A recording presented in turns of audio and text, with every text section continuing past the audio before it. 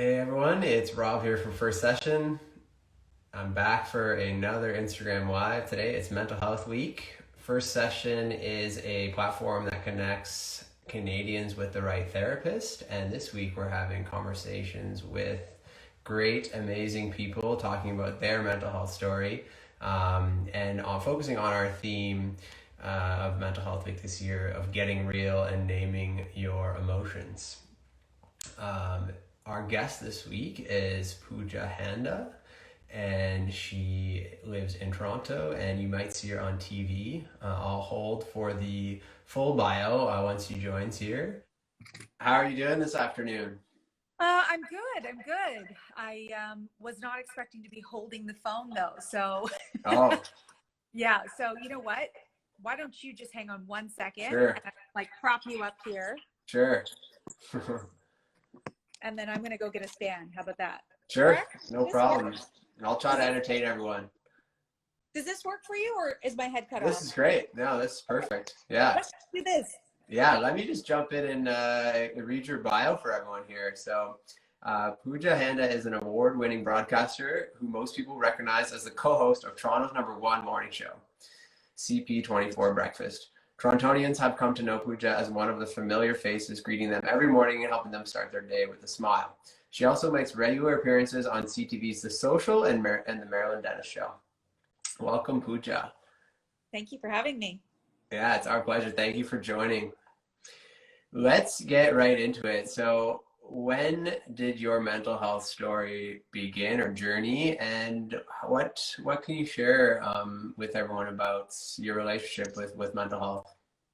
Well, I think for me, it's interesting because I work at Bell Media, and they started Bell Let's Talk Day, which was over a decade ago. It was in 2010 that it started. And I think that was sort of my first experience with what that was. I had no idea. And I had no idea that there was such a stigma as well. You know, I don't think I understood it fully until I was there on that first day. And the way it worked for our very first Bell Let's Talk Day was we opened up the conversation to our viewers. We gave phone numbers. We said, call in.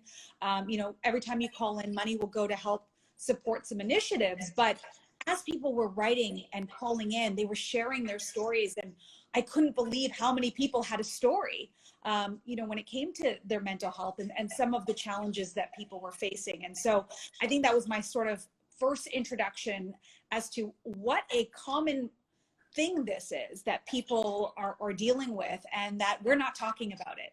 And thank goodness we are starting to work towards being able to talk about it more, removing that stigma, and people are understanding, especially younger people, have the words, have the tools to also be able to describe what they're feeling and thinking, which, you know, like when I was growing up, we didn't know things like, you know, being able to say you're being triggered, or being able to say this person's toxic in my life, I want to separate myself, or, you know, even having that dialogue. Never had it growing up. So that was sort of my first introduction. Okay, okay. And did that make you think about like your own life at all? Like, did it make you think about your upbringing? Yeah, where did it go from there? Well, I think for me, you know, being in the public eye, I was never a shy person, very used to being in front of people and expressing myself and public speaking and all that stuff. And I think to some extent, I never ever even thought about it. It wasn't something that impacted my life in any way. I don't think I even really fully understood how it could, Hmm. because I didn't even know what was out there. Hmm. So when I looked at my own journey, I couldn't relate, because there wasn't really anything that I had experienced in my life that I thought was, you know, the same as some of the stories that I was hearing. It wasn't really until this past year, with COVID, that I've had sort of my first experience of feeling like, am I the only one who feels this way? And hold on, where's this coming from all of a sudden? I thought I knew who I was. I thought that I sort of had control over my emotions and my thoughts and all those things. Hmm. And then the pandemic hit, and so much for all of that. Wow, yeah. Yeah, I don't think you're alone there. When you say you thought you had control over your emotions, like what were you experiencing that might have questioned that for you? I think, and I want to be clear that I haven't been diagnosed with anything. And I do think there's a difference between experiencing anxiety and, dealing with mental health issues. I think, we do have to differentiate. And there's so many different levels, even within the anxiety umbrella, right? Yeah. So I want to make sure that I'm clear. I'm not coming from a place where I really know how to define it. I just know what I was experiencing and what I've been experiencing. So for me, it's that all of a sudden, a lot of uncertainty. Obviously, a lot of us are experiencing that during the pandemic, but it started to become something where I couldn't stop the thoughts. I kept thinking, well, if this happens, what about this? And then this could happen. And what about that? And there's a possibility that, this will happen. And it all roads led to disaster. And I could not talk myself out of it. In fact, I was talking myself more and more into it, to the point where I was not sleeping at night. I started to shake a little bit at night as well, which I didn't understand what that was. Physically, my body was telling me something. And, at first I kind of ignored it. And then I thought, okay, there's a lot more going on here. I have to sort of tap into it and figure this out. Is this anxiety? And why can't I stop the constant worrying? What is different now than before? Yes, we're in a pandemic, but we're all in a pandemic. We're all in the same boat. Why is it impacting me this way? Yeah, wow, that's powerful. Yeah. I think from what just to add something there, from what I've interviewed about 100 therapists now and talked to them about their experiences working with clients. And it's really common for people to downplay their own experience. And I think when you kind of level set there with, anxiety and mental illness and disorders, I mean, everyone has their own experience, and it sounds like you're communicating your own experience well. And I think that that's a common thing that I see, is that a diagnosis, if it doesn't exist, if it does exist, that has to, that dictates what you can do and how you can feel about yourself. But I don't think that's not the point here. I think the point is you felt real anxiety, and it was like nothing you've experienced before. What have you got into any wellness techniques? How have you been combating this? So I will say that I think I actually put a post out on Instagram Mhm. of this book here, From Panic to Power. I haven't finished it yet, but I certainly started it. And as I started it, the very first thing I wanted to do was define it, just so that I could understand it. And not only define it, but, what is it that I can do about it?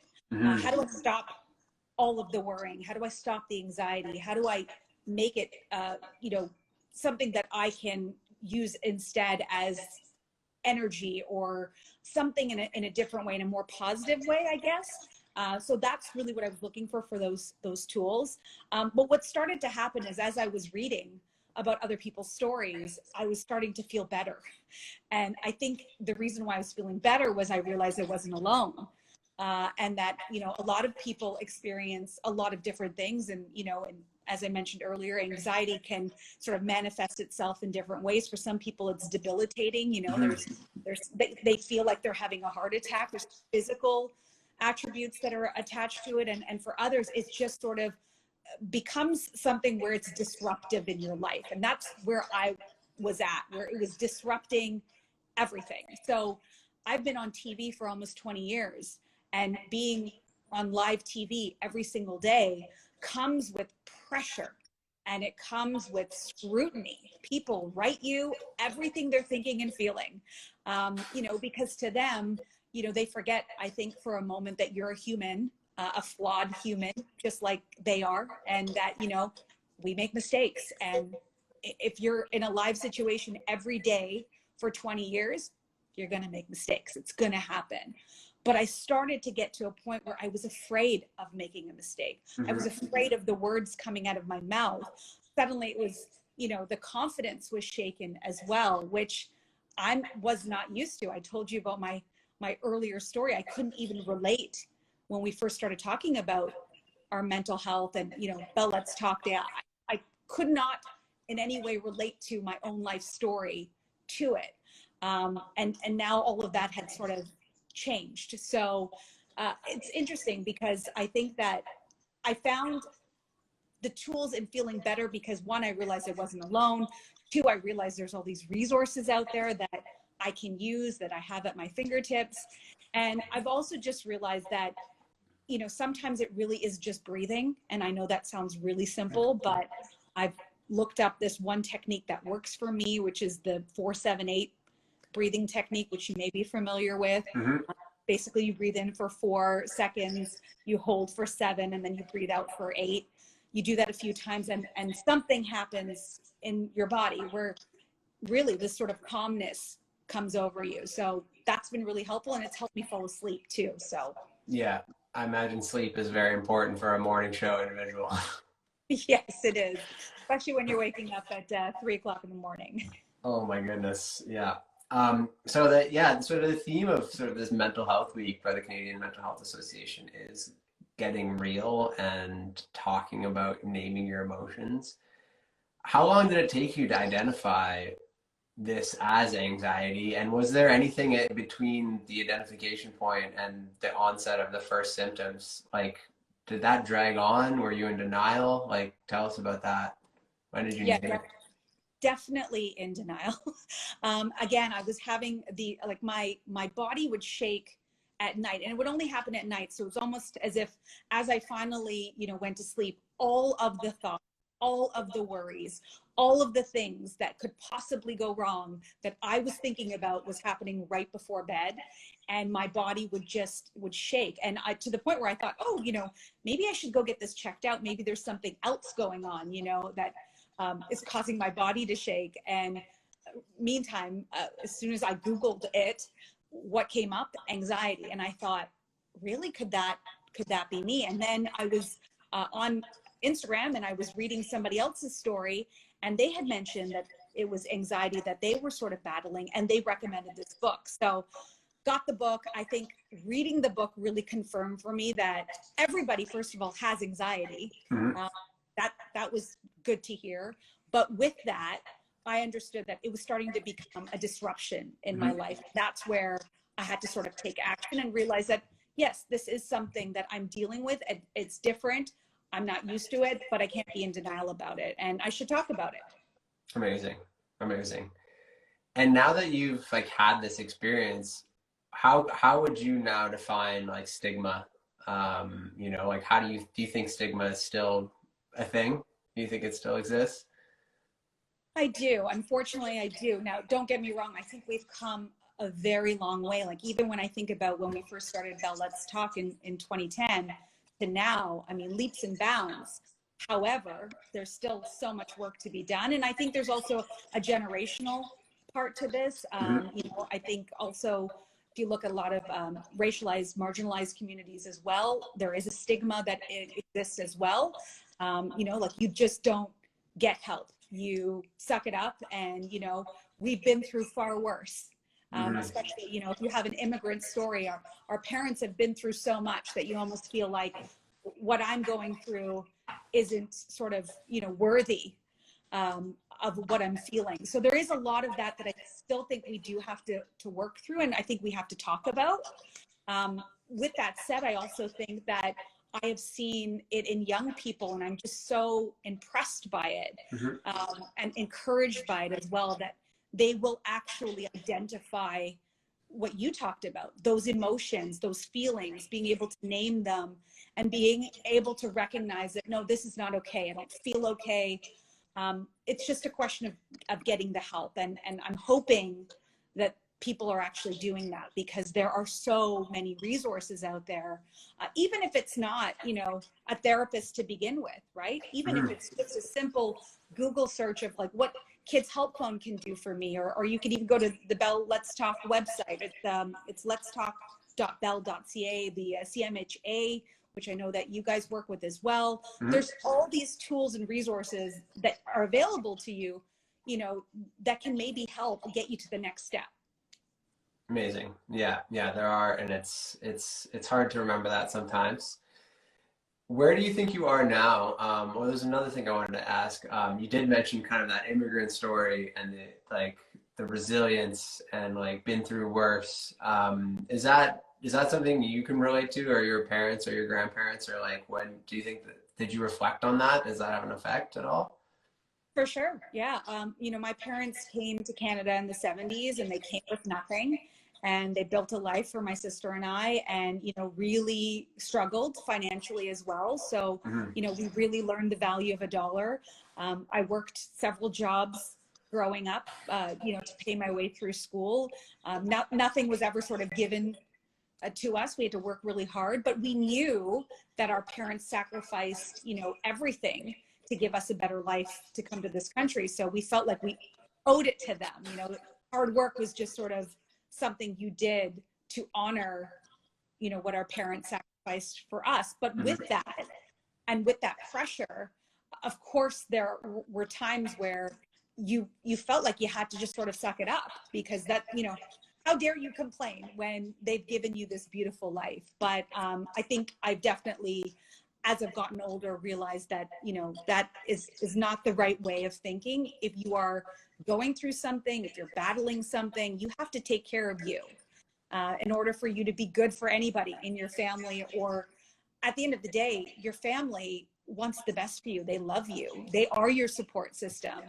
And no matter who you talk to who's battling something, when they finally do decide to open up to someone, a friend, a family member, often one of the things that's very common that they say is, I wish I had done it earlier. Hmm. Because if I had known that I was going to get all that support, and that, they were going to be so great about it, I don't know why I didn't. And I think I've realized that is that I have a great support system. My family is, behind me 100% no matter what. And so if I'm struggling, I tell them I'm struggling. Or if I'm having a bad day, I tell them I'm having a bad day. And they've always been really great. So again, I think we have a lot of work to do. But within my own family, I think we've come really far. Amazing, amazing. Yeah, you mentioned there too, like a lot of people think that, or a lot of people wish that they would have said something sooner or come forward sooner. Like, what sort of, it sounds like you are an extremely hard worker who doesn't take many breaks. And, there's a lot of people out there that are working their butts off, especially because of our jobs being uncertain and things like this. What kind of advice would you have for someone who's also just not even like maybe it's not even part of their vocabulary in terms of thinking that they might be struggling? Like what kind of guidance would you give to someone like that? Well, I think everybody sort of struggles with that work-life balance. It doesn't matter what industry you're in, or, if you're a mom who's juggling working from home and also teaching your kids who are, at home learning right now. I mean, everybody is doing so much. So I think this sort of applies to everybody, is really taking that time for self-care. And it's something I never did before. So glad hashtag SelfCare Sunday is a thing, because I've started to really turn my mind to what can I be doing every day, not just on Sundays, but what can I be doing every day to give myself that mental break, to give myself that emotional break. And there are some days where those things work, whether it's meditation, whether it's just, tuning out and like watching some reality TV where I don't have to think. If it's just that, or sometimes it's also just having a day where I'm not feeling it. I don't want to talk to anybody. I'm just going to be kind to myself. Let me feel all the feelings. And if the next day I recharge and I feel better, great. And if I don't, that's fine too. Sort of giving myself, I guess, that space to be able to, navigate whatever it is that I'm feeling, and to honor it, feel it, and then be able to hopefully move on. That's amazing. That's amazing. Yeah. Do you think you will ever go back to Sunday brunches, or will it always be self-care Sundays? It's hard to say, because we have all sort of experienced this lack of social interaction and human connection, which I miss so much. And I totally took it for granted, just like so many other people. So part of me says, oh, as soon as we're back. I'm back. I'm throwing myself right back into it because I miss everybody. But then the other part of me is like, nope, you can't do that, because all of this balance that I'm working on and I'm trying to figure out is going to be completely off if I go down that path. So, you know, again, I think if you're always thinking that way of, I can't take on too much, I have to sometimes say no. I'm a people pleaser. I like to make people happy. I like to make people smile. I like to make people laugh. Sometimes I have to tell myself, like, you got to take care of you. You know, you can't take care of everybody else all the time. So, you know, sometimes you just have to have that self-talk, I think, as well. That's great. That's great. And sort of final question for you. When you did, it sounded like when you kind of made that post, when you shared that book, it's called From Panic to Power.